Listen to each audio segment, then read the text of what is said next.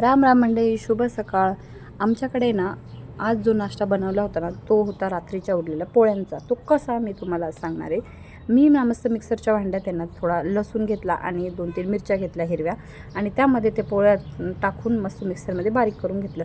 आता काय मला लागत होते शेंगदाणे, जे की माझ्याकडे संपले होते. मग हा कुटाणा मला कधी कधी करावाच लागतो. त्यानंतर तेल टाकलं आणि त्यामध्ये ना शेंगदाणे मस्त तळून घेतले आणि थोड्या वेळाने तळल्यानंतर म्हणजे लाल झाल्यानंतर मी ते ना काढून घेतले. त्यानंतर त्याच तेलामध्ये ना मस्त थोडं जिरं टाकायचं आहे आणि बारीक चिरलेला कांदा टमाटर टाकून आहे ना मस्त लाल परतून घेतलं आणि त्यानंतर मिक्सरमध्ये ज्या पोळ्या मी बारीक केल्या होत्या ते यात टाकून घेतल्या आणि मस्त पोळ्यांसारखं आहे ना मस्त गरम करायचं आहे आणि त्याच्या मग त्यात मस्त आहे ना चवीपर्यंत मीठ टाकायचं आणि थोडी कोथिंबीर टाकायचं आणि मस्त पोळ्यांसारखं परतून घेतलं.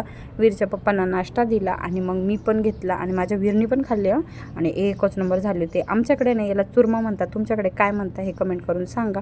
त्यानंतर मला फरची पुसायची बाकी होती आणि वीर मला असा त्रास देत होता. 12 वाजले. मग मी सगळी कामं आवरून घेतले आणि त्यानंतर चार्जिंगला लावायला गेली फोन. तर हा डमी पीस अजून चार्जिंग करत होता. तर संडेसाठी काय नाश्ता बनवणार आहे मी हे पुढच्या व्हिडिओमध्ये बघू आपण. पर्यंत तुम्ही चॅनलला सबस्क्राईब करून ठेवा. बाय.